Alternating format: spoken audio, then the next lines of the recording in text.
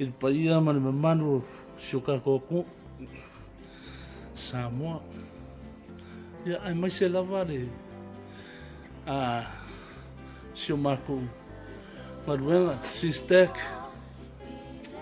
whakaro whaku ni kai au whakaro whaku paia ma le manu le au whenganuenga whamakaithia o whapenga o ngā kuriwainga le ngaruenga le tua kongo SISDAC ia ai mai se o kako wapungu lo whangongo mangu a wase aio Samoa whakaro whaku ni kai au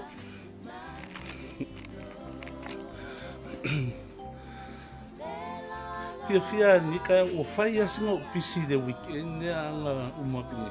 Ia se i kau mai anga fis ka wha so mai asinga kaimi a wafo i a kako live voice SISDAC. The people. Oe lea e kala au. Oe lea kala au. Oe lea whakau whapapa. O tremen pan o lo leo lea nea wau kamu whai whakingo mori a wā ia le au whenga ruema ia mai se har komiki a wā re sungar kai a wā o mane malako komiki ia nea la kamu whai whaleo Momori lau whafkai ke le lava. I o uso kua whawhinge la ko ngā share inga aku le video. God bless you. Ai mai se la ko like ka ko o ke la ngonga la ngonga ngā e koke maua. O ke la ngonga. O ke la ngonga e kamu whaika ko pui ngā luengane. Ai sin fica go. Ele foi a fua de toda a mídia. A com uma fai uma lei. Lena evacuei lá. A waka com leo numa e-mail. Ele mo foi na langonga mais do leo. Eu mais fui porque dor ka com a luenga SISDAC. Mesmo aí. Querer por tiki. Se le upore tua Samoa ele SMS ele SMS ai com que esse não me favaia com os paia ai conhe ka ko politiko ole makua peure ku le walanga le como fai faleu vai ser meia murmur lo whafkai saia ingisi o le au whenga luenga ne tua e mala au mai i kia o ke aru ia Pastor Willie o kalango ai ma face to face nung ka upu ia ke au ma no langonga o lewa i ele video maka kai au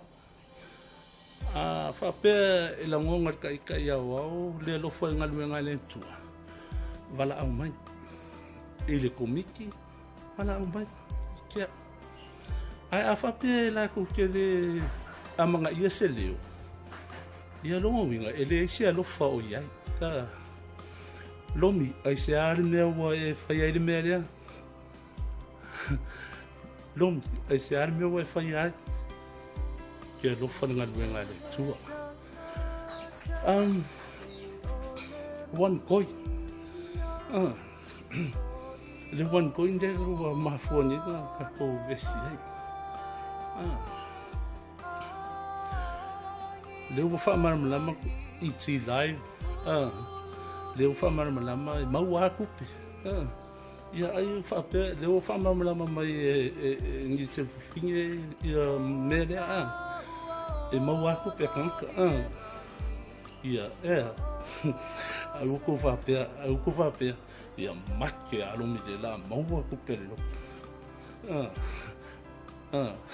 Makia la lumi de ia falonga mai nga la sea ele o kele popole pe mo voi se kupele lo ngai kele por kiki e kom kele popole ai la pe mo se kupele lo ia le me ai ele kakau ile lo onga involve me ia la la ele kakau lo onga involve me ia ai se ngala nga e ngau ye kom ala kula ka inkangan wen dela pa kulak ala ku ka inkangan wen ku ulong ko do dunga sau fai de vai o longa vai ai long ko do o ai manang fangal vai ai la lo I de merda o ai manunga ai nang fangal uma manunga ai adua ku lo le ku pekelele ari do ku o como ko o ai la e por que e mangui ai si ai le mangui ai la lo kanga ka ai la lo o mo me ngai de tong nga involve ai lo ai ko mo le si ku wale kas wale nga le one coin leng ka ko wo wale vanga kinga e mai de lo ku I mea ese I awala ese e ale Swiss cash e ale le Swiss cash que le kupere ro kunga luai ai si mea ia monavi kofe me e mangu ia kanga kala ilunga ai o ki kanga kai o kulonga wala nga de fai koi okay ele ka kau le nga duenga de tua involve me ale to kio no I can go on and on you know I know how do you feel it's not fair a fai de fai de tua straight up pui na ka ku na luanga le tua au ka ku ke o me se furua ia marca o langa o mo me kusparia ele o me ka ku fin kusa ele o me ka ku fin kusa that's the voice ole media le ki ngai de ko ele o ye se maru puinga o le fanga o le tua ina la vaku o aso ia mo doku mai ai le iwa fik mo o mai le iwa o ke o so ko conversa ko a pasai mai fafokanga ko a pasai mai fafokanga le kumu ai a fa pera o e fa no mai o ye so se aka ia o le Ekalesia ua leva I ngā kai ko o kai mingi ko te kiare a whakongo le hola I mani aere o fo I kangaka ere o I ua kangaka onga o lumi onga o kangaka o le Ekalesia rei e alanga o I kua kangaka o mea pi o ia e kongo loku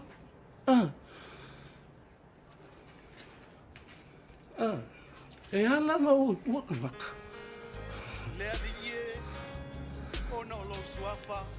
o kusanga mea ngā rea la ngau tukanga ai ele o iei fo I se maru pui puia se maru pui puia o le manuenga le tua ki pai le au kala vau konga o rei se mea whapena o pure kasi a ka konga luenga so vakula le aka de ke mea de ke so vakula le aka de mere ka ko ngaluenga ke mi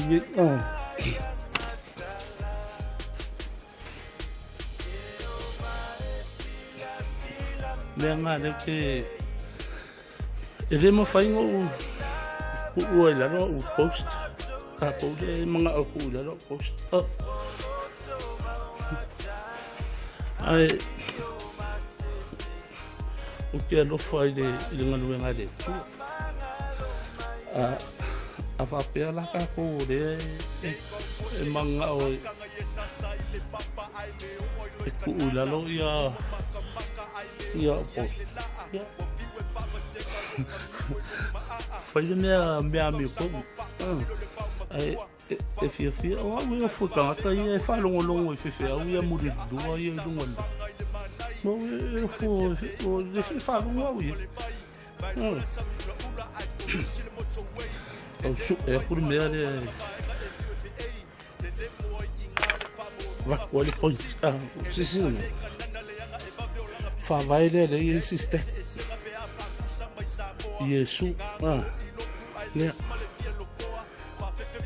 amaya fa ples kenya Yesu komiti awao de makanga luwen ikukongu o ya o Ekalesia Aso ukukongu makanga luwen New Zealand ke ye ngale kasi al farsade ye nga manwewa kasi al farsade ye nga manwewa ngao pau ado le Ekalesia ye farsa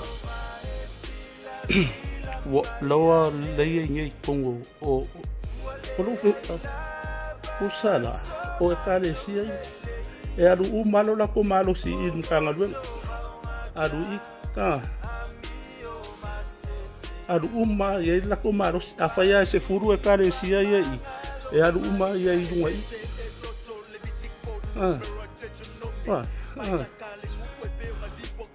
aru uma ye dunga ilo la ko malo e afaya milionga makukusanga ye anga ku ule milionga nga fai o lo fisili la I kanga ka ye New Zealand o fia ka usanga fai mai wa is ko farsa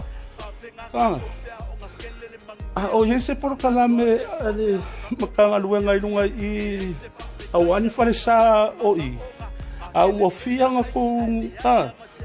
ko fai me ngoi ngaru kupe I kokoni e ho mfare a o nga ye fai ai sau kusanga alo uma lunga apa mai le komiti awa lunga ai oki Ekalesia le ala wa vakulasi ngaka ia faala ka ko mafofa o ele ki ngai lalo sawa kusanga million 1 million lungai fa pena ngaluanga wa ngali pa wale mele pio ngali makanga luenga pa wale mele pio ka makanga luenga aya lalo e o ia lalo menga de que anga avae ka million ale makan tipo si ko farsaia I lalo ko kapuaie mau anga avae ko ka million ale makan nga tipo si ko farsaia ai le nga o le kausanga ni aya mai le makan o lo ka mkanga duwe pui I kai ka pui I media le muri dudu ai para o wori o makwa muri dudu pui le ai se pui ai Yesu le se ngako wo pui I media le nga kai ka ko o nga ngai o I la le nga kai ka ko nga ele o ngai mau mai ka ko ele o lunga I ngare o pui sta mai kai mia e ka kala ila ku spa ia fai do ai mere I el prestinho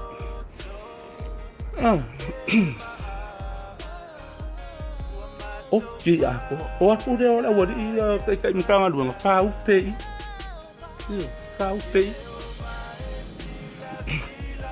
O ki laroi, mere la inga pe ka koru. Ele o la ai ruma. Mau. Ele o la ai ruma. Nga leo aku I ngaka I. Ele ai sisi o aru sa o dunga I. Mea nga aku anga oi ia kai au. Ela nga ko kai mkanga dunga pui. Ai le ai sisi aru pui I. Mea nga leo ke whaia kuat. Mea nga leo ke leo ele ai masisi o aru dunga I pui esu. Nga olomia. Nga olomi le kaukala I. Ele ai sisi o whaisa mia kongu I. Nga oi yar me le fa.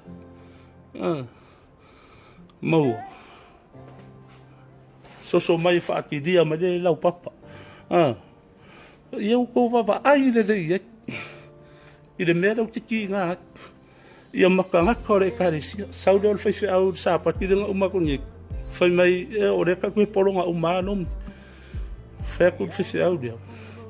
Au ko mense mai da ungo lunga. Au ko mense mai da ungo lunga ni me ia. O mense ia pasta widi me le ka kala ye lom. Pesa. Au fia ka usanga. Fia ka usanga ai le ni falsa. Ele ni falsa Ekalesia ni. La ero loku ai farea o ama. Nga manu ala ye falsa. Me le te loku. Ia wa Ekalesia nga ia so ia. Yo. Café dia. Au. Ia no foi ngai kanga do loku mai ai. Primeiro o maku fa se kwa ngalua o ko ka walewa ngafu mali ngalua ai ko kilo ka ngafu ko disi wole maria lang papi so apa asa wolo makuam ko ina esa ya o se ka ko da papa au ko mau mai le ya kare o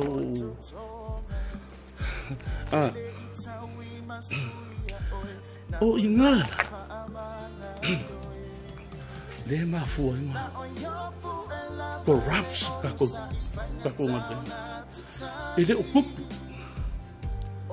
ngai pi o mai dunga nga o mai dunga nga anga o ya pasta widi nga o ya ko mai afekta le o mori lua ya ko odua filosofia de pui oi pui ya Yesu le Ekalesia oi pui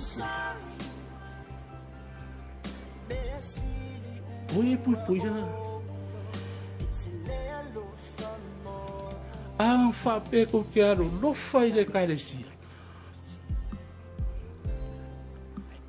porque savari mereng fa me kuspa ya nga ulo sfudwa ya mara ko la anga ile anga ko ke mga okeli ya o sea ka ai se me nga le asoni fa mga ko ile nga pa ye na fa mga ko ile nga pa ye o te ka kalo mo o le o fenga dueng se o expire ka expire ka ya o mga umia si office folk la kalonga yo pula ngonga au le menga le o fakatia le ti ngai lo ngai a o pula ngonga ya foi aku la kal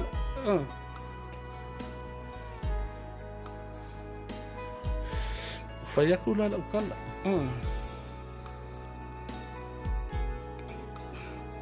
o nga fenga ko vaaia ya pasta wi malang fanga wo ko so sela o fenga ko vaaia fanga pasta wi wo ko so sela O anga ka ia se lau afe ngai sau mai ai Australia sau ku udang lalo ang pusa. Fai yang politiki. Le fai yang politiki. O ka se lau afe ngai ku kia mai ar ko kua. Sau dia ko kua fai yang politiki ngi usila kau kuding o me. Ya. Kako kalang nga ni kaya waku fo de si aven e ko mai fo ele tua de si ka kompa ko so o ko ia la ko men ya ka ko ia fa ia le nga fo de o wa mai de ati a podo ia ai va ai o de o wa ku kai fa wa Yesu le la o wa ku kai fa wa Yesu ai o mai do komen mai o mai do la kai fa o vidi e komen mai ya mama kwa fai mai ia kai fa wa Yesu e de fiu kai fa wa Yesu e o e de make fo a wa de mfiko ka pe kai fa wa Yesu ai o mangui are aso fatasi are tua moto ia ai si di an fatasi ma monanu ya lenei aso ia famunuia le tua faso kua